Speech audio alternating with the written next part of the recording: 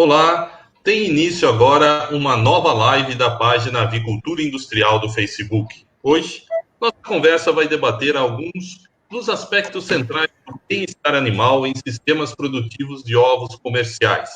O tema ganha cada vez mais espaço e, no caso específico de postura, envolve principalmente a criação das galinhas em gaiolas. Há grandes desafios a serem superados, seja na implantação de sistemas de aves livres ou mesmo nos atuais que utilizam gaiolas. Mas mesmo esses atuais, eles podem ser adequados a proporcionar maiores níveis de bem-estar às aves alojadas. Comigo está hoje o pesquisador do Instituto de Zootecnia de São Paulo, José Evandro de Moraes. Evandro, que é zootecnista formado pela Unesp, com mestrado em produção animal sustentável pelo próprio Instituto de Zootecnia e doutorado em epidemiologia experimental aplicada às zoonoses pela FMVZ USP. É presidente do Comitê de Ética no Uso de Animais do Instituto de Zootecnia, onde tem desenvolvido principalmente trabalhos voltados ao bem-estar animal na avicultura, especialmente no segmento de postura. Boa tarde, Evandro. É um grande prazer tê-lo aqui para falarmos um pouco sobre essa questão que tem chamado muito a atenção do setor produtivo e dos consumidores, que é o bem-estar em sistemas produtivos de ovos. Obrigado por ter aceito o nosso convite. Eu que agradeço a possibilidade e a oportunidade de poder conversar com vocês. Quando recebi o convite, fiquei muito honrado e grato, né? A revista Avicultura Industrial, ela tem uma inserção muito grande, né, dentro da cadeia produtiva de ovos, né, principalmente, e a gente precisa realmente conversar a respeito de muitos assuntos que estão permeando fake news, inclusive, né, na área. Então é importante isso, e mais uma vez fica o meu agradecimento ao convite, Humberto. Perfeito. Para começar o nosso bate-papo, Evandro, eu queria que você comentasse um pouco com relação ao Brasil, se o país tem avançado nas discussões em torno do bem-estar em sistemas produtivos de ovos comerciais. Bom, o Brasil, sim, ele tem avançado. Eu diria que principalmente nos últimos 5 anos, a gente teve mudanças bem importantes, né, dentro do sistema. E o que aconteceu, né?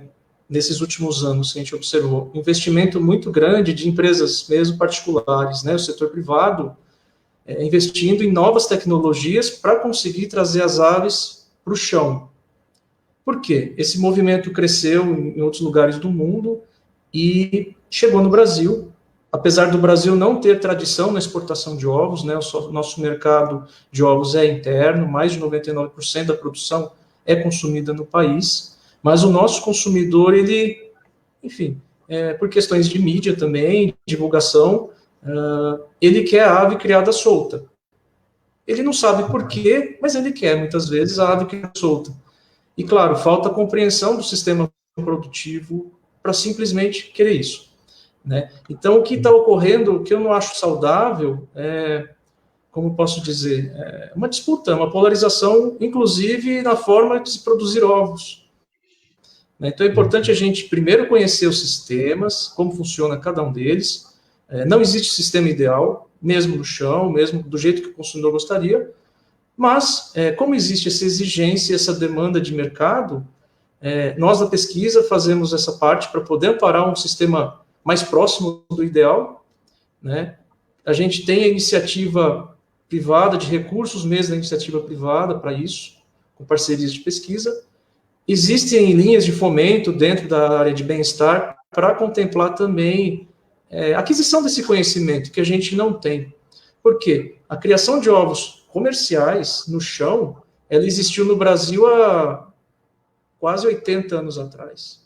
Então, as pessoas que criavam no chão tiveram motivo delas para tirar essas aves do chão e colocá-las em gaiola de forma mais protegida, inclusive por conta de sanidade. Foi o principal motivo para a gente tirar as aves e colocá-las em gaiola. E a gente está atravessando outro problema grave de sanidade, conta do Covid, enfim, e outras doenças que também acometem as aves, né? Sorte que, e claro, não foi só sorte, né?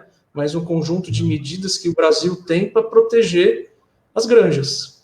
Mesmo não sendo um mercado de exportação, se a gente não cuida das aves poedeiras, né, da mesma forma que cria com o frango de corte, a gente atrapalha a exportação do frango de corte. E tem muitas similaridades de manejo, principalmente na questão sanitária, é muito parecido.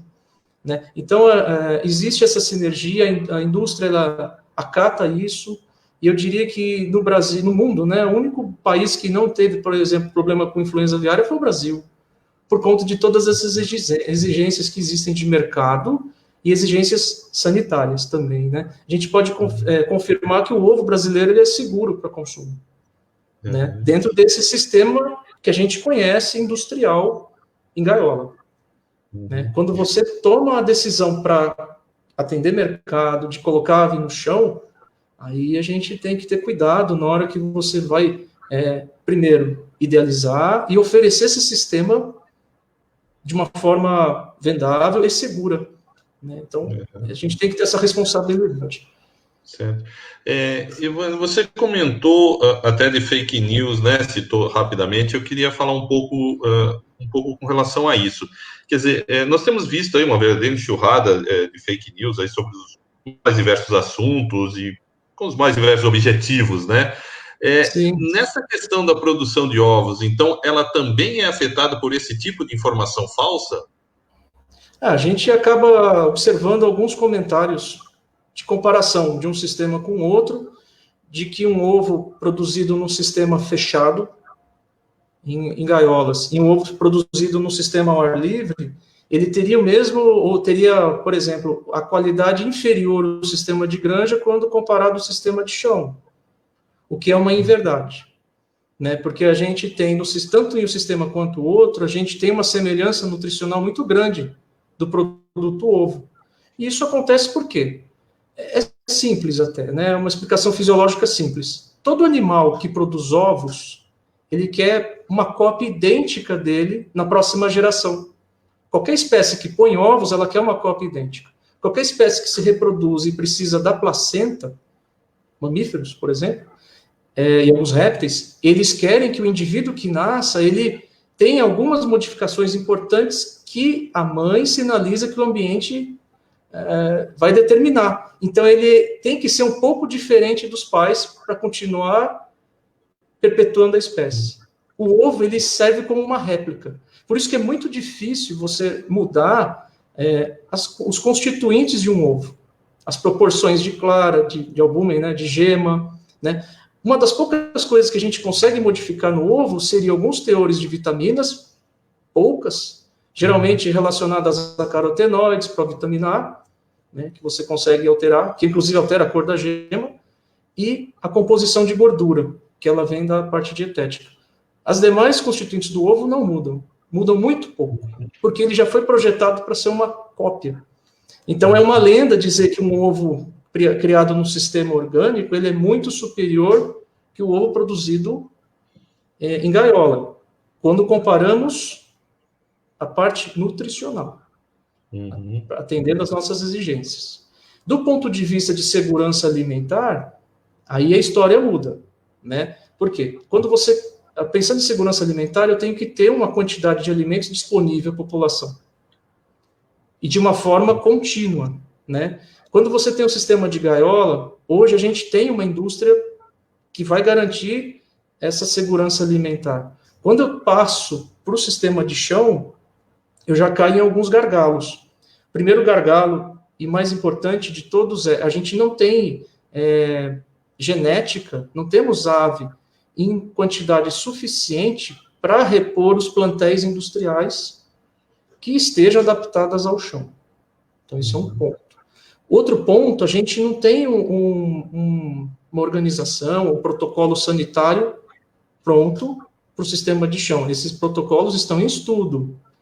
Então, hoje a gente tem a parte de desenvolvimento de probióticos para substituição de antimicrobianos, para atender o segmento de orgânicos, ou atender o segmento de produtos livres de antibióticos. Né? Hoje já se fala em probióticos ambientais para substituir detergentes, outros produtos que a gente utiliza, por exemplo, para limpeza, desinfetantes para limpeza de galpão. Então, existem pesquisas, existem linhas de trabalho, mas a gente não tem nada fechado. Não, faça E isso que vai dar certo. Né? O que a gente vê hoje? A tecnologia ela caminhou muito para o sistema de gaiola. E hoje que ela começou a ter olhos para se desenvolver no chão. Né? Existem essas diferenças muito marcantes. Por isso que a gente não pode, por exemplo, criar uma legislação que impeça a criação em gaiolas neste momento. A gente precisa ter um respaldo técnico, científico, para que isso aconteça no chão também. Aí pode ser que ocorra a decisão. A gente tem que ter essa responsabilidade, né? Certo. Evandro, quando nós estamos falando dos sistemas tradicionais de produção em gaiolas, aqui no Brasil nós adotamos em grande parte acho, o modelo californiano, né? O simples fato de reduzir a densidade de aves por gaiola, por exemplo, ele já proporcionaria uma melhoria de bem-estar nessas aves? Com certeza, não só bem-estar, como produtividade do lote, né? A gente fez trabalho recentemente aqui com densidade, os trabalhos que envolvem densidade de alojamento, que seria, né, para quem estiver assistindo a gente, só resumidamente, às vezes não tem familiaridade, é a quantidade de aves que eu coloco por metro quadrado. Né? Nas gaiolas, a gente costuma colocar entre 350 até 750 centímetros quadrados por ave, quando a gente cria em gaiola. Né? A gente fez avaliação levando em conta a legislação europeia, quando permitia em alguns países da Europa a criação em gaiola, que era o estoque de 750 centímetros quadrados. Temos a legislação americana, que ela fala de 550 centímetros, mais ou menos, quadrados por ave, e o Brasil não tem uma legislação que determina um mínimo de centímetros quadrados por ave. Mas a gente tem pesquisa e as casas genéticas estão de olho nisso, e elas já trabalham pensando nisso, tanto que elas orientam já que você coloque no mínimo entre 420 e 450 centímetros quadrados por ave. Que dariam grupos, pensando no sistema convencional californiano, grupos de 4 aves. Porque duas coisas interferem, né? Número de indivíduos no grupo e a quantidade de centímetros quadrados por ave. Isso interfere na produção, comportamento, consumo e qualidade dos ovos, né? O que a gente viu é que muitos granjeiros estão diminuindo a densidade dos aviários convencionais. E nos aviários que a gente tem já com climatização, enfim, que tem outros sistemas auxiliares, você consegue manter temperatura, umidade, tem um controle muito melhor da granja, a gente não vê a redução da densidade. A gente não vê isso, justamente para o sistema se manter, se pagar. Mas quando você avalia o bem-estar das aves, em um sistema e outro, quando você reduz a densidade no sistema convencional, que você só tem ventiladores, enfim, tem pouco controle ambiental, e no outro que você tem maior controle, você não vê diferença significativa.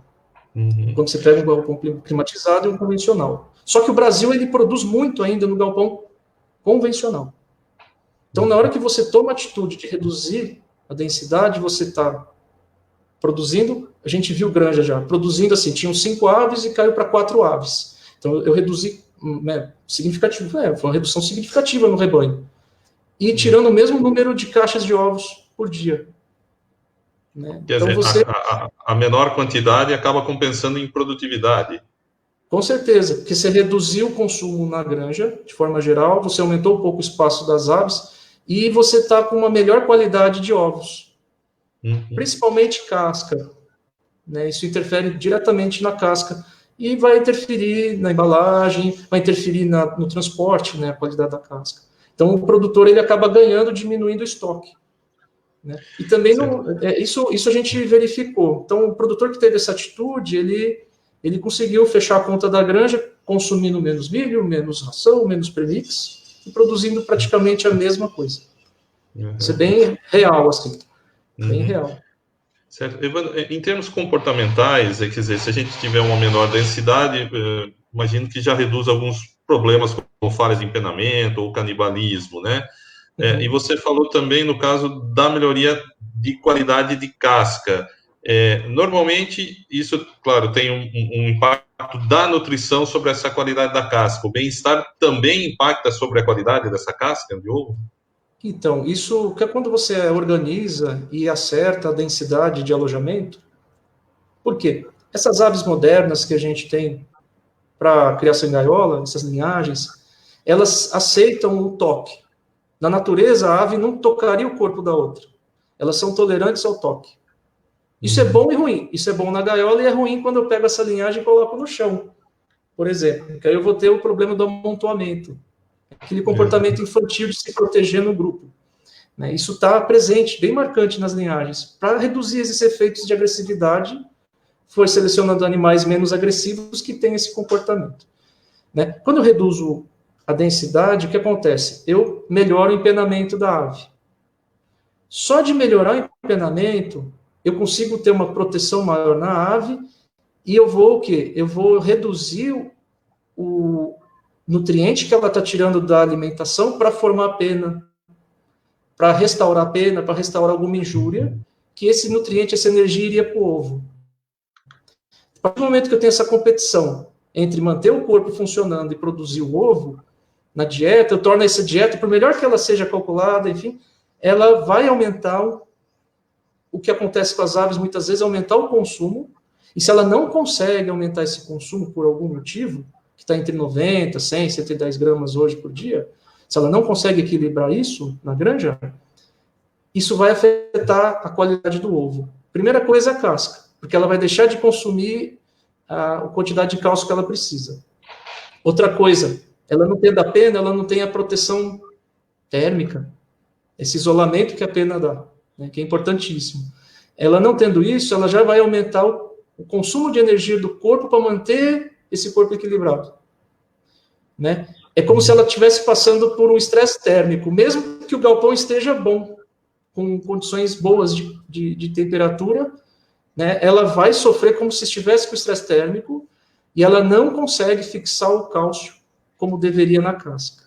Isso é muito evidente, assim. Né?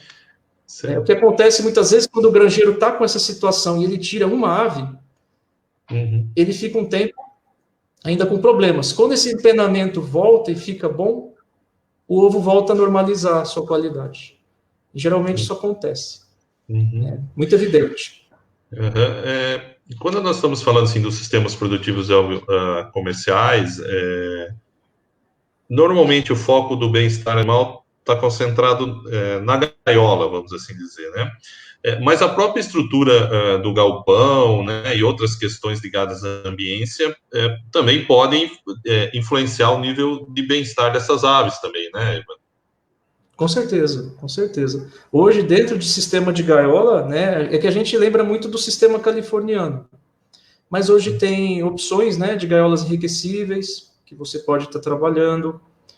Tem um sistema que já é fora da gaiola, o cage free, que a gente costuma chamar de cage free, mas é dentro de um barracão. Então, as aves, elas, de certa maneira, você tem um controle sanitário das aves, né, melhor, né, porque elas estão protegidas, né, e tem um free range, que aí já é uma outra forma de se produzir o animal. Aí mudam os problemas. Muda o local de injúria, enfim. Na gaiola, a gente vê muito problema quando você acaba errando, né, nessa parte da densidade, ou algum erro de manejo que pode acontecer. Não deveria, mas pode acontecer. Você tem problemas, geralmente, de injúrias de empenamento e injúrias de patas. Que injúria de pata que a gente observa muito? A gaiola, para postura, ela tem que ter a inclinação, né, para descer o ovo na canaleta, para coleta.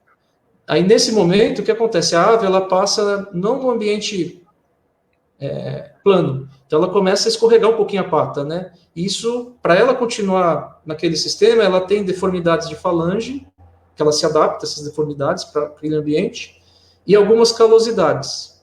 Dificilmente tem ulcerações, são calosidades mesmo, e essa deformidade de pata.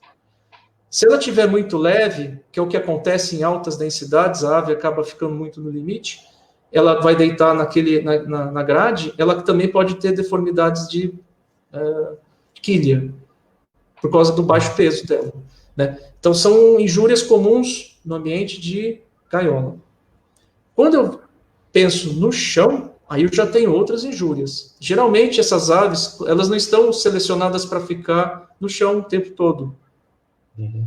Então, a parte... Desculpa, tudo bem. quando você fala no chão, a gente está falando no chão, dentro do galpão, num sistema cage-free, por exemplo, é isso? Tanto cage-free quanto freehand, quando ela fica no chão, né? E aí você tem a solução de colocar poleiros, né, no sistema. É uma solução.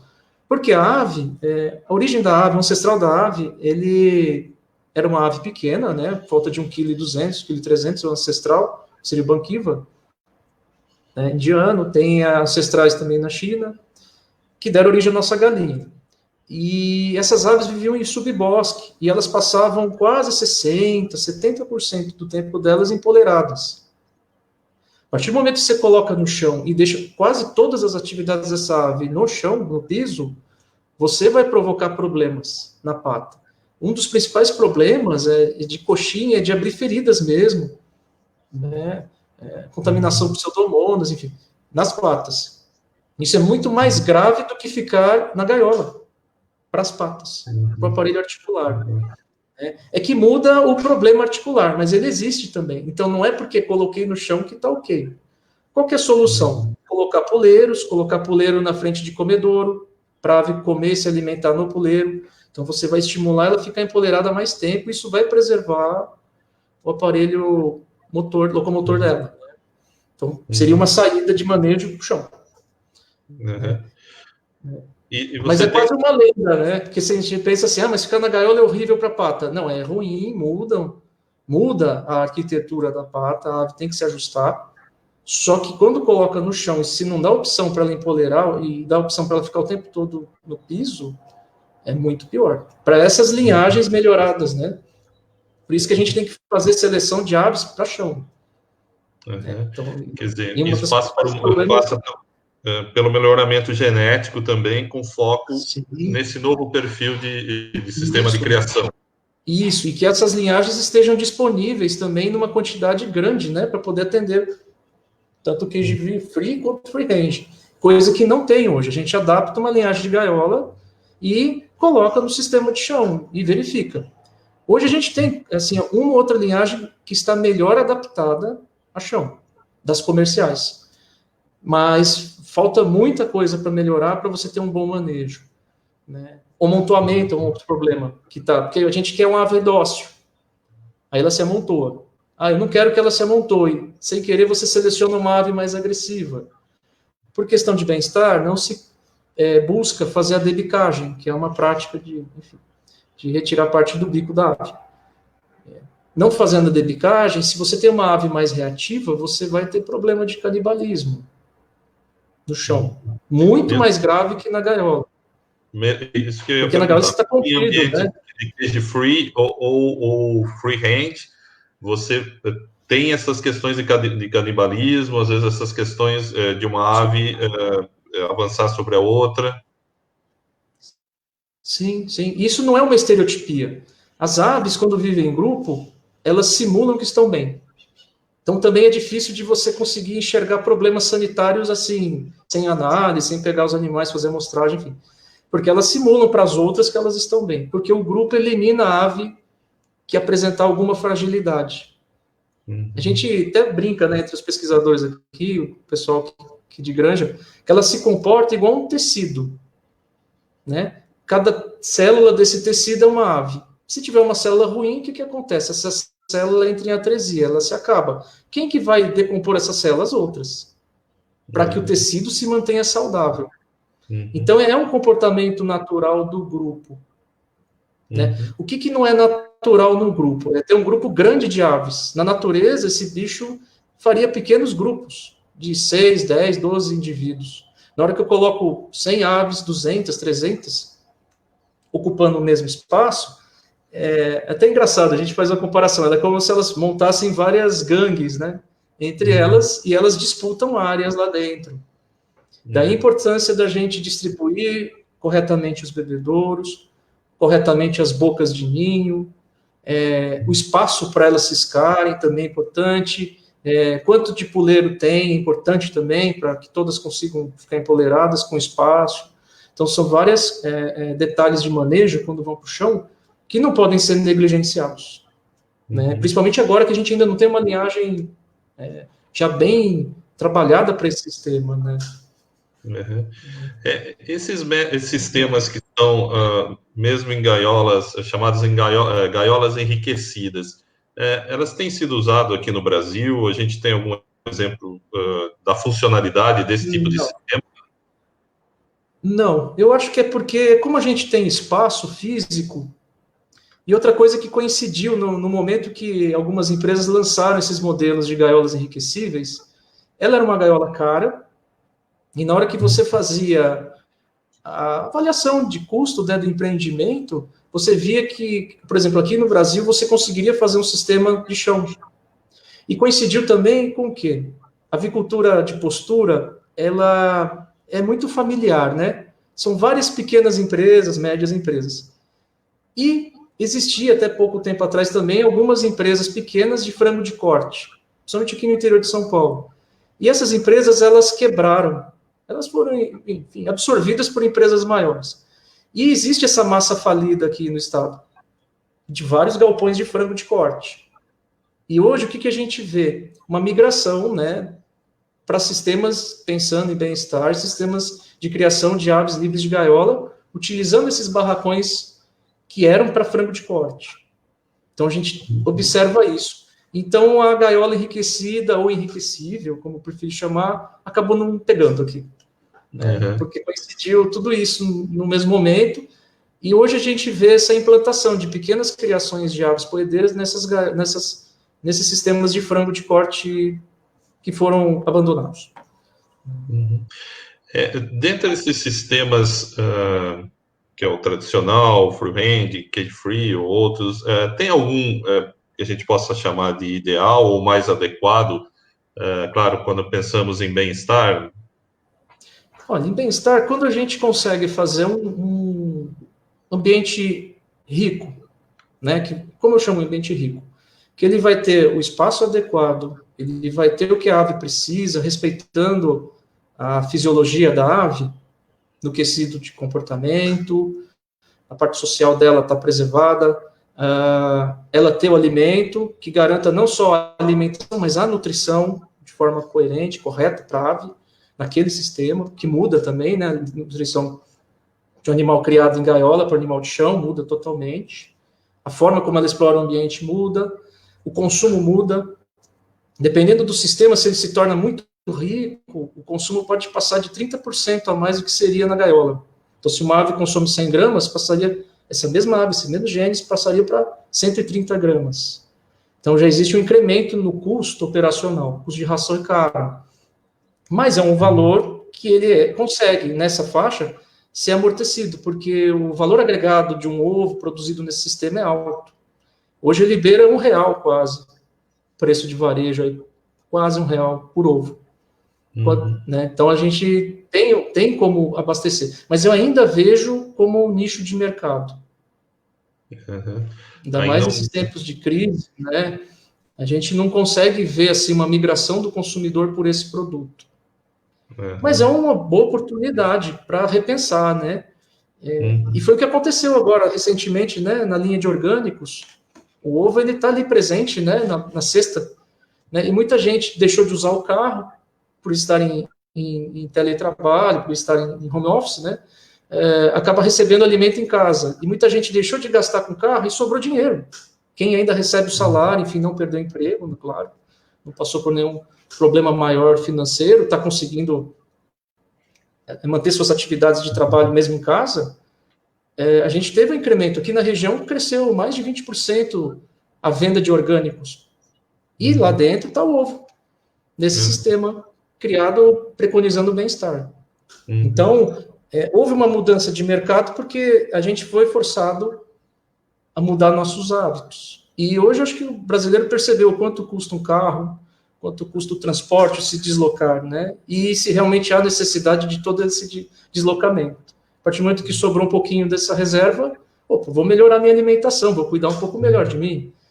E esse conceito de que o orgânico é melhor, ele existe, né? As pessoas querem isso. Tem mercado. E o ovo embalou junto. Né? Aqui o ovo orgânico está muito junto com o ovo pensando em sistema de bem-estar. Ainda existe esse conceito. né? Tá meio atrelado, E outro conceito interessante que existe também é a cor da casca do ovo. Ah, o ovo marrom ou vermelho, ele está atrelado ao bem-estar. Uhum. As Então, pessoas ligam que o ovo vermelho, castanha, as aves têm um bem-estar melhor do que acha que o ovo branco é de granja, e não é bem assim. Você pode criar o ovo, a ave com diferentes cores de ovo, né? Então, isso não é, isso é um mito. Mas isso acabou ficando, de certa maneira, rotulado. Está rotulado isso também, né? É uma inverdade. Né? Perfeito. Evandro, chegou uma pergunta aqui, é um pouco longa, vamos ver aqui. É do Gabriel Silva Borges. Ele tem aqui que ele tem observado algumas granjas com galpões climatizados na região sul de Minas, agora no período de frio. Essas granjas têm baixado as cortinas laterais e desligado os exaustores e placas climatizadores por um período que compreende o final da tarde até as 10 horas da manhã, provavelmente seguinte, né? Com o intuito de reduzir o custo com energia. A pergunta dele é: será que isso compromete o desempenho produtivo da ave devido ao frio, que chega em algumas situações até 0 graus, ele fala aqui, na madrugada? Boa pergunta. Eu agradeço o Gabriel pela pergunta. Olha, a pergunta é interessante. A gente teria que ter mais dados da situação climática onde está essa granja, né? Mas o que acontece? A gente tem uma troca de calor entre as aves dentro do sistema. O sistema de gaiola, ele precisa do arrefecimento? Precisa. Mas por quê? A gente, muitas vezes, tem que tirar calor de dentro do sistema. E para manter calor também, ou para manter frio em qualquer sistema, eu tenho que fazê-lo de forma mais fechada. Então, eu vou construí-lo com materiais com uma condutibilidade térmica mais adequada para um sistema fechado, para ele não perder e não ganhar calor. Vamos lembrar, assim, hipoteticamente, de uma caixa de isopor. Ela pode ficar muito quente, pode ficar muito fria. Se lá fora está 0 grau e eu tenho uma produção intensa de calor dentro do barracão, né, eu tenho que consultar o quê? Como que está o microclima desse barracão. Se ele está baixando se ele está entre 19 e 21 graus, lá dentro, no meio das aves ali, onde estão as aves em si, é perfeito para produzir ovos. Você tem um consumo ótimo de ração, a ave não vai estar passando estresse térmico, enfim. Porque a média de temperatura no sudeste é de 26 graus. Então, a gente já está acima do que seria o legal para a ave. A gente tem muita dificuldade em tirar calor.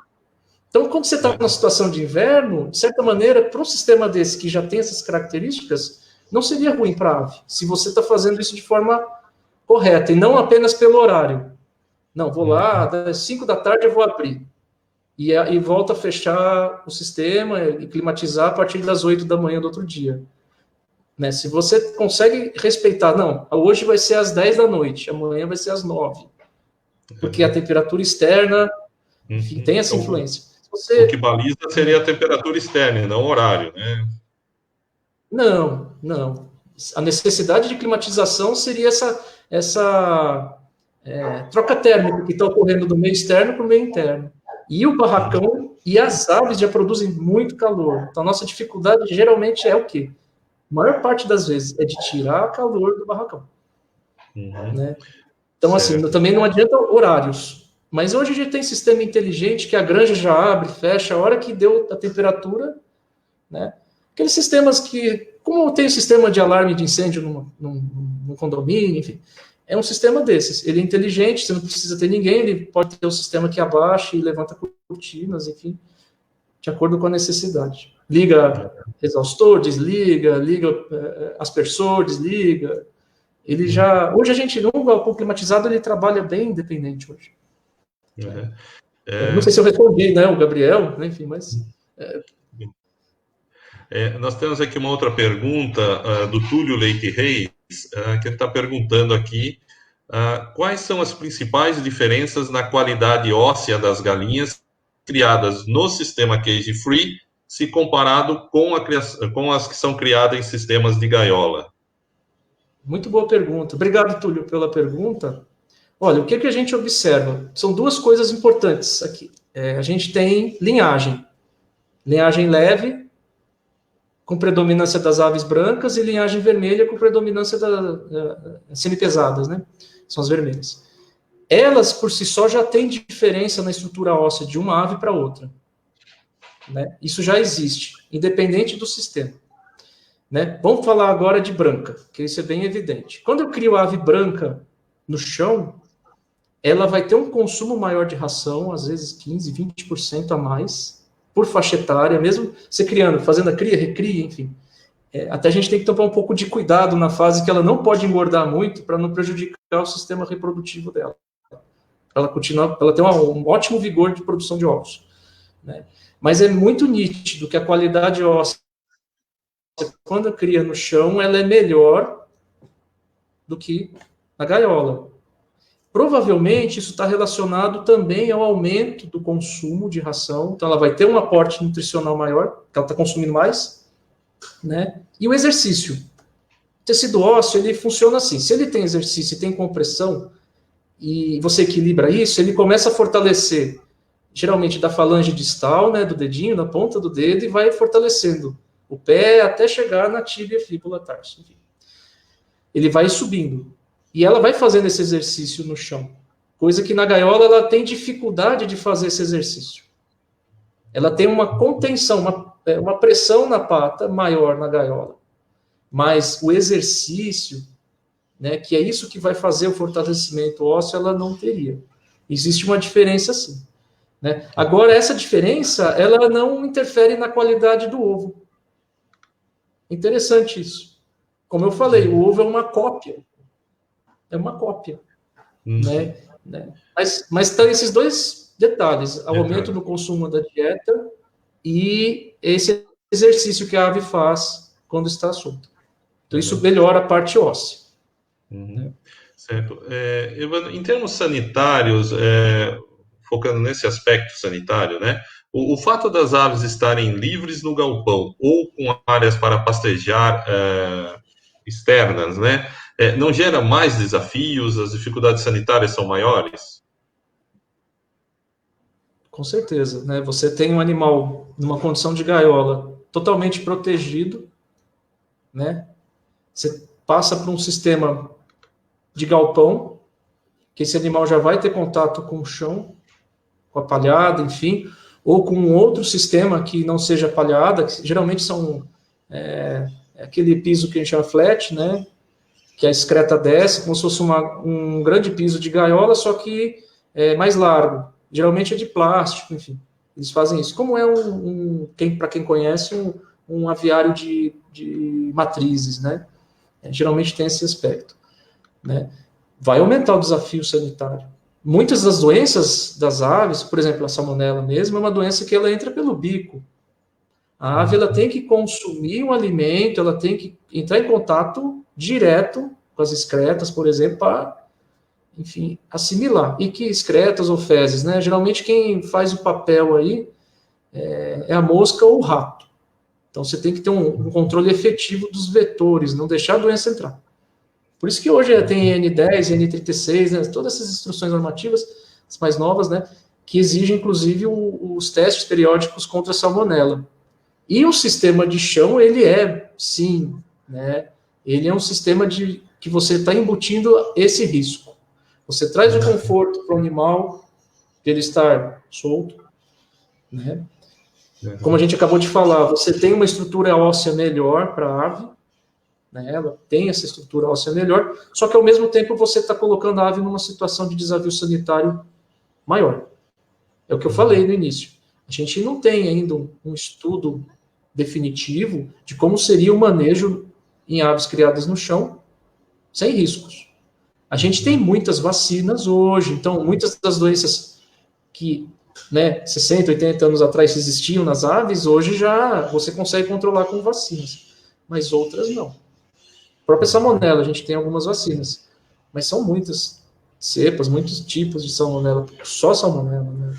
Por exemplo, né, para você conseguir controlar. Mas controle, ele tem que existir como num sistema desse? Você tem que proteger todo o entorno da granja. Todo o entorno da granja. Não deixar a doença entrar. Entrou, é muito... Todas as barreiras de biosseguridade você tem que ter. Todas. De veículo, enfim, tudo isso tem que estar funcionando muito bem. A doença não pode entrar. Você tem que ser muito exigente em questão disso. Para qualquer granja, né? Existe regulamentação, legislação, existem os procedimentos para serem adotados. Isso. A gente tem o Plano Nacional de Sanidade Avícola, ele está bem alinhado com isso, né? Então, só não faz quem realmente não quer. Mas hoje a gente tem informação de como fazer toda essa barreira sanitária de uma forma concreta. O que acontece é que no sistema que tem acesso a piquete, pode entrar ave silvestre dentro desse sistema. Eu não vou ter um controle efetivo. Também, Evandro? Pode ser um vetor? Pode ser um vetor. Pode. A influenza aviária, por exemplo, em outros países, ela chegou por silvestres. O México, a gente teve muito problema aí alguns anos atrás, somente criações de frango de corte, né? A gente viu muito isso. Mas também as poedeiras, eles tiveram, acho que, uma perda de 30%, 40% da produção de ovos no ano que a doença entrou com tudo lá. E quem foi responsável por isso? Silvestre. E como que o México conseguiu sanar isso? Ele refez a engenharia desses barracões. Hoje, a maioria deles são barracões verticais climatizados. Totalmente vedado. Né? Existem sistemas de cage free, mas também num barracão vedado. É a forma que se encontrou. Então, existe sim esse risco. Mas se você fizer um trabalho no entorno, não deixar a doença entrar, você consegue fazer a sua atividade. Mas a gente não tem um protocolo 100% infalível para isso. Né? O fato, no caso de aves soltas, delas botarem fora dos ninhos, é um desafio grande também? É um complicador, né? Tanto que para isso a gente faz o manejo de adaptação das aves para que realmente a grande maioria delas vá depositar os ovos no ninho. Né? A gente deixa essas aves sem acesso a piquete aí até elas começam a botar ovos aí com 17, 18 semanas, né? Elas continuam fechadas no sistema de criação semelhante ao cage free. Elas têm acesso ao ninho, elas podem ir ao ninho lá dentro.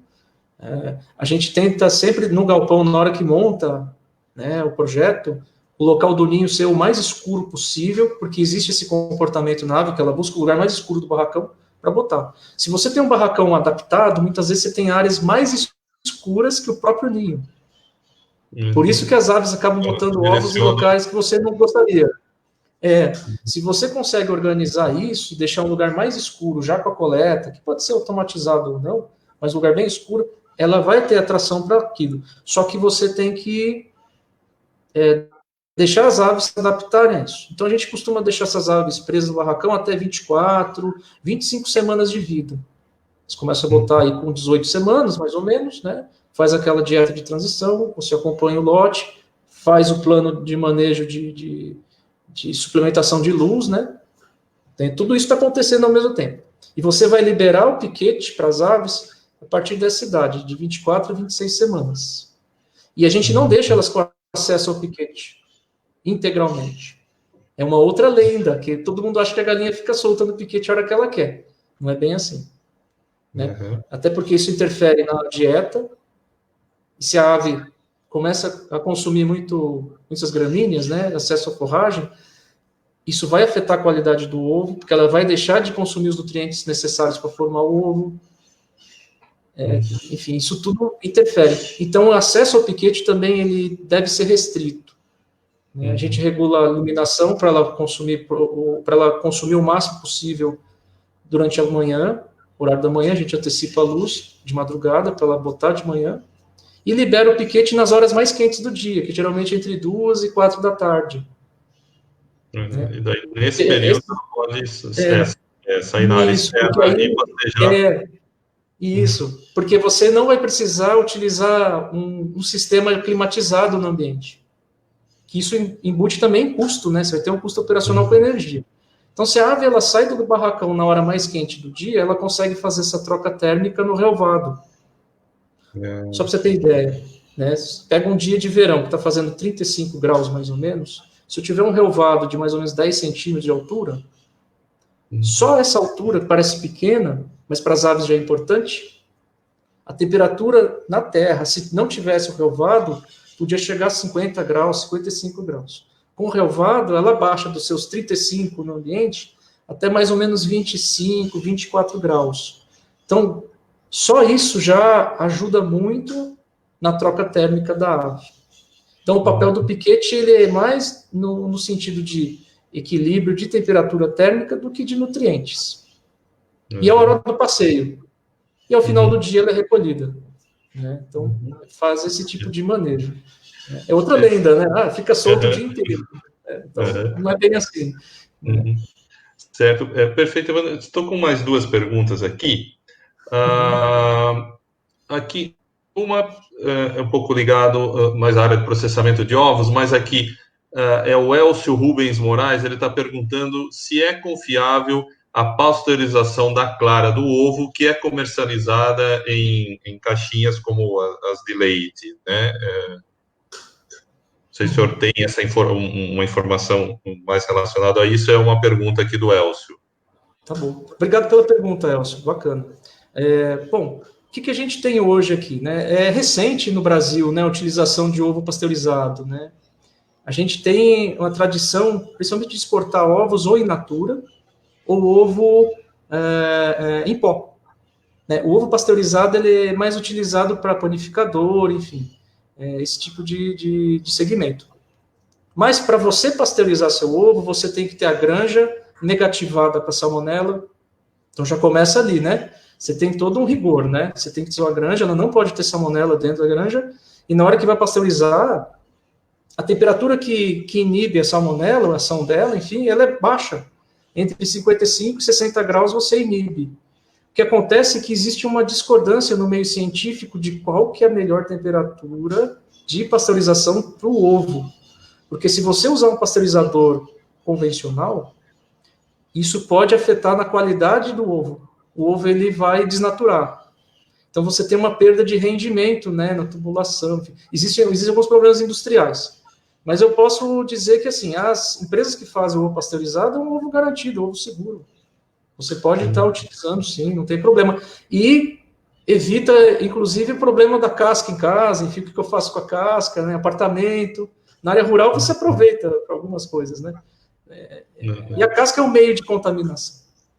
Porque às vezes saiu da granja perfeito, mas no ponto de venda já teve a contaminação e chegando em casa mais ainda. Não sei se eu respondi, né? Não, perfeito. Temos aqui a pergunta do Juan Carlos Palomino Quinteiro, e a pergunta dele é: como a microbiota intestinal das aves é influenciada quando se compara os sistemas de gaiola com o cage-free?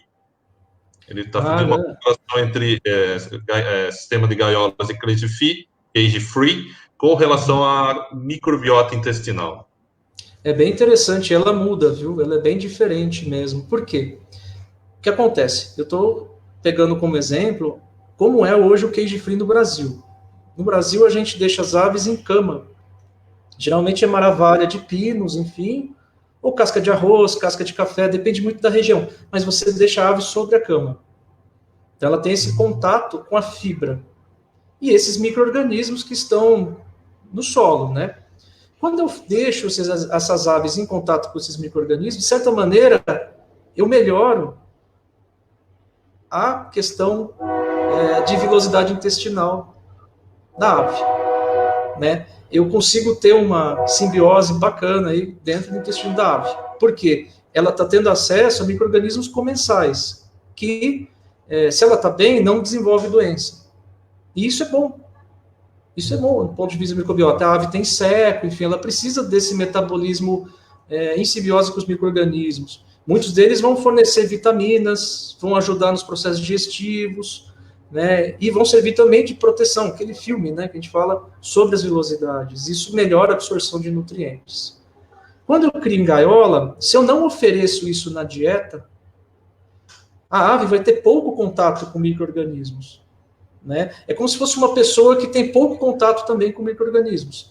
Então, a biota intestinal, a população costuma entender como flora intestinal, né, enfim, mas o correto é falar de biota, microbiota, enfim, ela é menos rica. Então, quando eu tenho a criação em gaiola, eu tenho que controlar isso na dieta.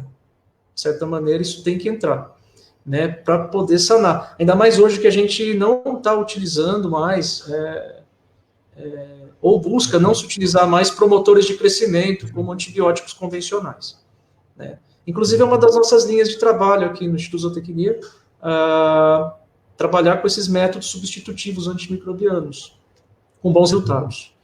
Né? A pergunta é boa, mas existe sim uma diferença, e no chão a gente vê uma melhora nessa saúde intestinal quando você fez a lição de casa. Você cercou, você manteve a biossegurança do entorno da granja, não deixou a doença chegar.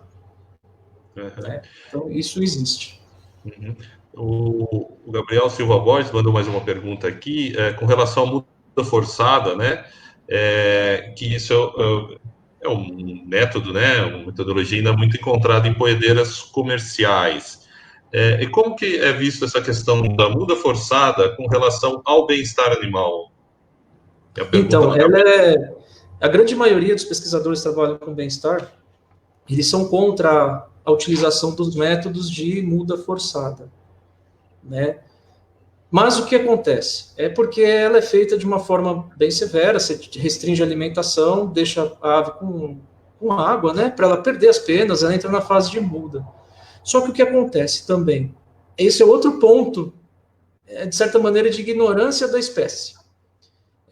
A galinha, na sua origem, ela vem de uma região de climas de influência das monções na Ásia. E o que acontece nesse período? A gente tem um grande período de seca. Quando que ela faz o ninho para os filhotes? Na hora que acaba a estação chuvosa, a ave entra em muda, ou em choco, né? Que é o que acontece aqui no inverno nosso, né? Na época da quaresma não tem ovo. Se você não artificializou a luz, enfim, não controlou a dieta, vai acabar o ovo. Porque é o momento que ela pôs os últimos ovos no final das águas e ela vai incubar esses ovos. Os primeiros ovos servem para o predador. Então, os outros animais precisam sobreviver e ela fornece essa proteína. Os últimos ovos da estação chuvosa, ela vai chocar. Não tem mais pasto, certo? Acabou, vegetação, tudo seco, sem alimento. Aí ela vai sair daquele estado que ela ficou 21 dias sem consumir nada e ela vai procurar o quê? Sementes. Que é ali que está a energia, e ela ensina os seus filhotes a consumir isso, e eles vão se desenvolver nesse meio. Por isso que os pintinhos têm cores que se parecem com um capim seco, para eles não serem predados, pelo menos até a próxima chuva. Ok, então a gente entende que na natureza a ave vai passar sim por uma restrição alimentar severa, e isso é importante para ela o aparelho reprodutivo dela. Ela precisa perder peso nesse momento, porque ela está cuidando da ninhada, enfim, ela tem essa responsabilidade de que a preferência é o filhote. Ela vai perder massa. E na natureza, ela perde mais ou menos 20%, 25% do peso, que é o que a gente quer quando faz a muda forçada. Mas do ponto de vista do bem-estar, não existe esse consenso. Ela não vai criar o pintinho, então não vamos deixar ela passar por restrição. O que existe hoje? Qual que é? Você selecionar aves que vão produzir mais semanas do que ocorre hoje. Então, não faz a muda. Eu vou ter uma ave que, ao invés de fazer a muda forçada aí com mais ou menos 75, 80, 85 semanas de vida, eu prolongo a produção dessa ave até mais ou menos 100, 105 semanas de vida e eu descarto o lote. Mas não faço a muda forçada. Mas a muda forçada, ela é um mecanismo ainda importante pensando no sistema de segurança alimentar. Vamos supor que essa pandemia interrompesse totalmente a entrada de aves para recompor plantel aqui no Brasil, por um período. Se eu não fizer a muda forçada nas aves que estão já em produção, eu não vou ter ovo, para ela ter mais um ciclo. Então, a gente tem que ter muito cuidado quando você vai condenar uma prática. Vamos entender, na natureza ela passaria por isso? Sim, tem o motivo dela, é para preservar a espécie. Ela está adaptada àquele clima de monção, por isso que ela suporta a muda forçada em cativeiro. Por isso que no sistema de criação ela consegue vencer isso. E ela volta renovada, penas novas, ela volta com o sistema reprodutivo funcionando bem. enfim. A muda forçada tem um lado do questão de produção positivo. Tem o lado negativo da restrição alimentar que a ave passa, enfim, a perda de penas, que é feita de uma forma mais rápida. Na natureza, isso levaria 3, 4 meses. Quando você faz a restrição severa no ambiente de gaiola ou de chão, se for fazer também no chão, você vai ter mais ou menos aí 1 mês, 40 dias nesse processo. Mas é controverso. Mas é bom a gente falar. É bom falar porque as pessoas acabam condenando sem entender. Né? E a gente está no momento que hoje a gente já tem linhagem que passa de 100 semanas. Aí fica mais fácil de não utilizar essa prática. Perfeito. Não sei se eu consegui responder. Né? Uma outra pergunta aqui do Renato Andrade, ele pergunta com relação às 5 liberdades, né, que fazem parte da base aí de bem-estar animal. Então, ele pergunta, os produtores brasileiros podem esperar uma demanda crescente por produtos de origem animal que respeite as 5 liberdades base do bem-estar? Ou seja, se os produtores, pelo que eu entendo da pergunta, ao adotarem esses critérios de bem-estar, haverá demanda para esse perfil de produto, professor Evandro? Ela já existe, né? Hoje ela está muito amarrada à linha de produtos orgânicos. Então, a gente está com crescimento aí da produção orgânica mês aí em torno de 20% a 30%, dependendo do produto, por ano. Né? Então, existe sim, existe essa vontade do consumidor de querer produtos pensando no bem-estar. Isso é real. Isso é um fato. Mas eu acho que a médio prazo ainda não vai deixar de ser nicho de mercado, por conta do poder aquisitivo da população que, neste ano, estava em crescimento e caiu. Né? Então, quando você tem um poder aquisitivo menor, você não consegue ter a escolha. Mesmo que você entenda e queira, você não consegue adquirir o produto. Né? Então, aí são 2 coisas que a gente não pode separar, que é o poder aquisitivo e o conhecimento. Às vezes você tem o conhecimento, mas você não tem poder aquisitivo, você não tem lastro para conseguir aquele produto. Né? Você pagar um ovo quase R$1, e o ovo do sistema convencional, que tem um valor nutricional muito semelhante, você tem um preço aí em torno de 60 centavos, 50 centavos, no orçamento de uma família normal aí, de pai, mãe, 2 filhos, 3 filhos, é questionável. Né? Mas existe sim, quem quiser investir tem mercado, não vai perder o investimento. Mas existe esse risco, que é maior, né? Por questão da parte sanitária ainda, que não está fechado. Então, na hora que for montar o projeto, a gente tem esse grande gargalo ainda.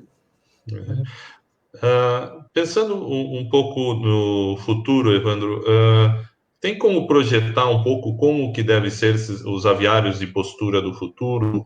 Porque, claro, essas questões que estamos discutindo aqui de bem-estar animal, aparentemente, pelas tendências que nós acompanhamos, terão um peso cada vez maior pelo consumidor sobre o sistema produtivo. É possível como projetar um eventual aviário de postura no futuro? Olha, pergunta muito boa, mas eu acho difícil te dar essa resposta agora. Acho que a gente tem que entender, depois dessa crise aí, dessa pandemia, como que vai ficar a relação do trabalho, a relação do consumo, se as pessoas vão voltar a consumir na rua, né, consumir em restaurantes, por conta de trabalho, ou se vão adotar o consumo de alimentos que ela vai preparar em casa. Um exemplo grande, a gente acabou não falando aqui, mas faz parte da linha de poedeiras, é a crise que os produtores de codorna estão enfrentando por não ter alimentação, principalmente do self-service. Né? Então, é um outro segmento, né? Ele estava muito preso a um mercado. Essa é a vantagem da poedeira, da galinha comercial, ou da galinha poedeira, enfim, para o sistema orgânico, enfim. Ela tem vários mercados. Ela não está na mão de um grande mercado. O produtor de codorna já está sofrendo o impacto aí da ausência das pessoas do comércio, enfim, que utilizariam serviço, e um desses serviços seria o de alimentação em restaurantes. Então, a gente tem que entender como vai ficar o consumidor a partir desse momento. né? Mas a gente tem um indicador, né? Se aumentou o consumo de orgânicos nesse período, as pessoas provavelmente vão adotar, talvez não todas, né? Mas muitas das pessoas que conseguirem adaptar seu regime de trabalho a ser de uma forma parcial, não mais tão presencial, a se alimentar em casa, e a tendência de aumento, sim, por esses produtos. Talvez isso vai diminuir um pouco o valor de venda, né? Já começaria a ter ganharia uma outra escala, né? Mas o mercado é diverso, então eu não consigo te dizer que sistema prevaleceria. O que a gente vê é uma tendência, por conta de adaptar galpões que eram de frango, de criar sistemas de chão muito parecidos com matrizeiros, com coleta automática de ovos em ninhos centrais do barracão. Porque você consegue ter... não precisa tanta mão de obra, né, para o serviço, e você consegue qualidade na parte sanitária. Porque o status sanitário de uma granja de matrizes ele tem que ser altíssimo, né? Então, eu acredito que seja uma tendência. Não sei até que ponto, né? A gente precisa de oferta desses barracões por aí, né? Na hora que isso saturar, talvez a gente tenha outro sistema, né? Não sei se eu consegui responder, né? Não, acho que deu uns indicativos bem importantes com relação a isso. Falando um pouco do Instituto de Zootecnia, que fica em Nova Odessa, aqui no interior de São Paulo, se eu pudesse, talvez, o senhor citou alguns estudos aí que estão sendo desenvolvidos, acho que é interessante para o nosso público também conhecer um pouco do trabalho que o Instituto faz, principalmente com relação à área de poedeiras ou outras áreas de produção animal que o Instituto venha trabalhando, seja com suínos ou outras espécies animais. Não, perfeito. Bom, o Instituto Zootecnia, para quem não conhece, ele pertence à Secretaria de Agricultura e Abastecimento, é um órgão do governo do Estado de São Paulo. Ela existe oficialmente desde 1905, nasceu na capital paulista, na região onde é o Bresser hoje, tanto que tem uma rua que chama Rua do Hipódromo, porque nasceu ali. Depois foi transferida a sede para o Parque da Água Branca e está em Nova Odessa, se eu não me engano, desde o ano de 75, 76. A gente trabalha com produção animal de forma geral, né? A gente tem a parte de suínos, aves, e o foco atual nosso, assim, de pesquisas nos últimos anos foi métodos substitutivos a antimicrobianos, como promotores de crescimento. É uma linha de pesquisa importante nossa, tanto para suíno quanto aves, né? Dentro de aves, a gente tem a parte de qualidade de ovos, de diferentes sistemas. A gente está abrindo esse ano a parte de ovos férteis também, né? Já trabalhando já com linhagens caipiras, linhagens para sistemas de chão, em parceria com universidades, né, para a gente desenvolver essas linhagens, com todo o foco no desempenho zootécnico, realmente sejam com alto desempenho essas aves, enfim, mas respeitando o sistema caipira, que é o que o consumidor quer, com essas características de crescimento lento, enfim, tudo isso. Outra linha que a gente trabalha também é a parte de saúde intestinal, trabalhamos também, porque está associada a esse uso de antimicrobianos, né, e está associado ao bem-estar. Então, a gente quer um animal seguro dentro do que o consumidor quer, livre de antibióticos, né, a gente quer como objetivo, a gente quer produzir e passar esse conhecimento de um sistema que seja produtivo, eficiente, sem uso de antimicrobianos como promotores de crescimento, e que leve em conta, assim, as necessidades de bem-estar, que é o que o público quer. Mas não o que está apresentando hoje, né? Nossa proposta, ela está buscando já soluções que já existem no sistema convencional. Muita coisa do sistema automatizado pode vir para o sistema de chão, sem interferir nessas características que o consumidor quer, né? Então, o nosso trabalho é esse. E a gente também oferece serviços, né? Por exemplo, você tem a granja, precisa avaliar os ovos, a gente faz avaliação de qualidade de ovos no laboratório, você marca conosco, o resultado sai no dia ou no dia seguinte, então já tem rapidez na emissão do resultado. Desenvolvimento de protocolos experimentais com produtos relacionados ao que a gente acabou de falar, a gente também trabalha. Se a indústria quer desenvolver um recinto, quer desenvolver um sistema de produção para chão, a gente trabalha. também, e com as linhagens que tem esse aporte. E estamos abertos aqui, a gente já tem contato com a indústria bem importante já, uma inserção muito boa para a cadeia produtiva. A gente está bem antenado já. Certo. Basicamente é o que temos. Uhum. Evandro, chegou aqui uma pergunta também da Daniela Campos. Ela gostaria de saber se há alguma pesquisa envolvendo agrofloresta e criação de galinhas poedeiras. Então, hoje a gente, dentro do IZ, não. Mas por quê? Para você desenvolver um sistema desse, a gente tem algumas dificuldades. Uma delas, eu vou criar esses animais fixos no piquete ou não? Outra coisa, para conseguir ter essa interação é a questão sanitária. Existem doenças que podem chegar, por exemplo, bovinos, numa integração, que estariam ocupando o ambiente junto com as aves. Então, a gente tem outra limitação. Outra limitação é o furto, né? É muito fácil deixar a ave no piquete, você mede, faz bonitinho, no outro dia, cadê as aves, né? A gente tem relato de colegas da universidade que tentaram fazer e perderam o experimento por furto. Então, é um outro problema da gente indicar um sistema desse. Né? Imagina, você está com o seu lote lá, legal, você fez o sistema, investiu, tudo certo. Aí, no outro dia, você volta para ver as aves. Onde estão as aves? Às vezes até o sistema foi embora, levaram. Né? Então, a gente tem essa dificuldade, mas é uma área interessante. Se ela quer exemplos que já existem fora do Brasil, a gente tem exemplos na Austrália, tem exemplos na Nova Zelândia, na Alemanha, Itália já tem alguma coisa, Espanha já tem alguma coisa, com sistemas que fazem essa integração. A gente tem a proposta de fazer esses sistemas de integração, mas a dificuldade maior está em dois gargalos importantes, que é o furto, né? Dependendo da região que você vai indicar isso, não vai sobrar uma ave. Né? E a parte sanitária. Quanto tempo eu tenho que deixar essa área isolada para outra espécie vir sem ter nenhum problema? Porque pode ter doença também da espécie que você está ali passar para a ave.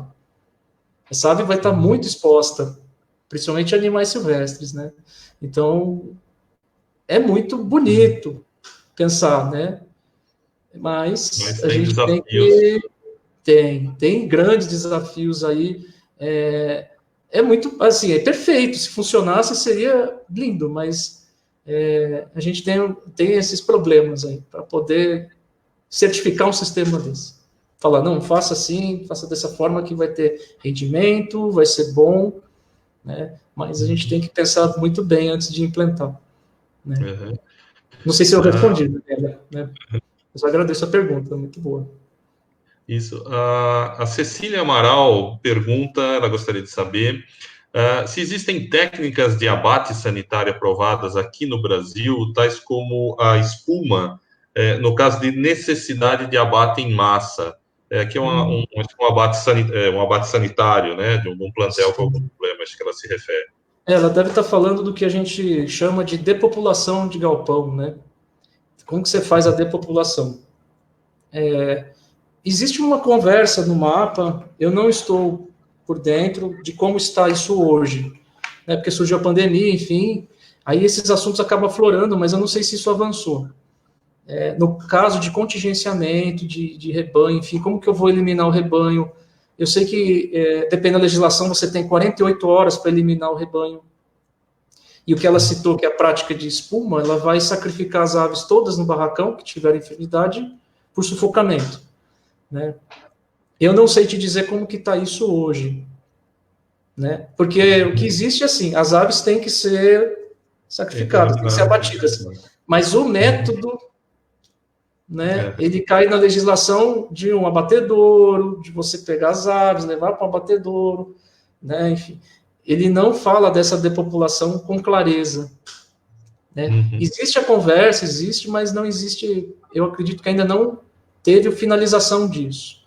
Né? Em outros países, a depopulação ela é aprovada, no caso do sufocamento, assim, de todas as aves. Né? Mas do ponto de vista de bem-estar, a gente tenta evitar ao máximo que chegue numa situação dessas, né? Uhum, exatamente. Né?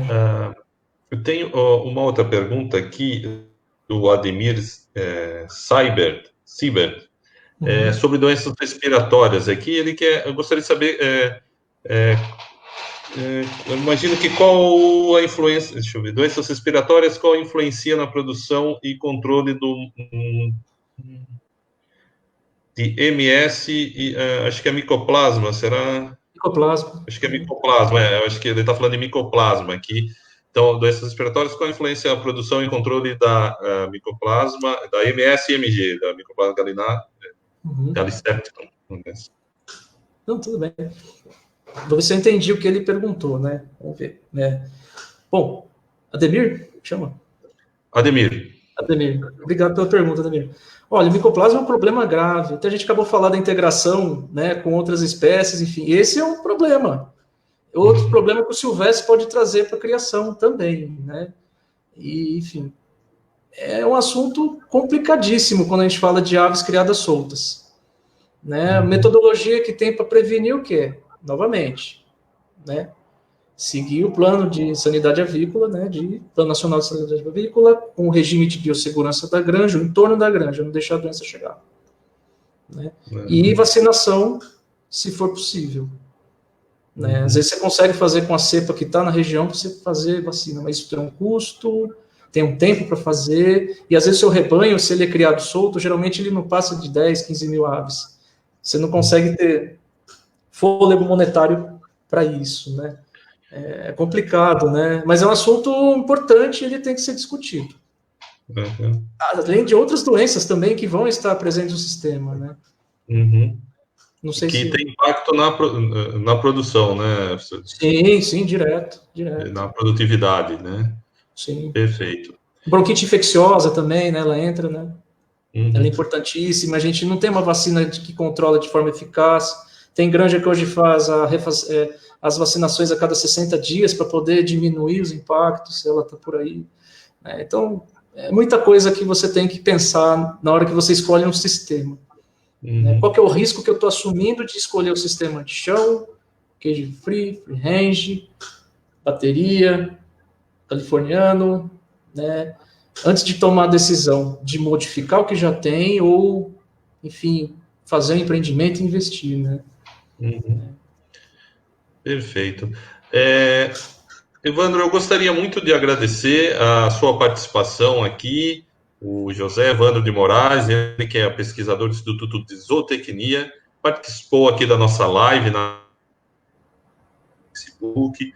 Muito obrigado, Evandro, se quiser agradecer. Eu agradeço, sim, todos que ficaram aqui conosco conversando aqui, né? Paciência para estar aqui, o horário também, sexta-feira, né? Sexta-feira é um dia, enfim, mais complicado para ter público, enfim, agradeço mais uma vez o convite, Humberto, a gente está à disposição, o Instituto está à disposição também, os produtores, quem precisar conversar conosco, né? É importante a gente parar para pensar e refletir no que está tomando decisões aí de o que de fato é bem-estar. Acho que a gente tem que tirar esse conceito de que existe um sistema ideal, não existe, a gente busca isso, né, mas ele não está ainda aí pronto. A gente tem que pesquisar e tem que ter esse apoio, tanto da iniciativa privada como governamental, né? Abrir linhas de pesquisa nessas áreas que o consumidor quer. É o dinheiro do contribuinte que está lá. Se ele quer isso, então a gente tem que abrir linhas de pesquisa para ajudar tanto a universidade quanto os institutos, enfim, em parceria com o sistema privado, para a gente chegar numa solução o quanto mais rápido possível. Né? E não fazer o que a gente vê, que um sistema, ele para ser bom, ele tem que criticar o outro completamente. Eu acho que é errado. Né? Acho que não existe o sistema ideal. Então, eu sou contra esse tipo de crítica. Acho que a gente tem que entender como é o nosso mercado, entender quais são os nossos limites, principalmente financeiros, para a gente conseguir ter esse poder de escolha. Né? Tem que respeitar isso também. Né? Mas fica o meu agradecimento, estamos à disposição. Perfeito, agradeço mais uma vez aí o José Evandro Moraes, pesquisador do Instituto de Zootecnia, e quero convidar a todos aí para não deixar de acompanhar sempre a nossa programação semanal das lives nas páginas da Avicultura Industrial e Suinocultura Industrial do Facebook. Uma boa tarde a todos, até a próxima live. Muito obrigado.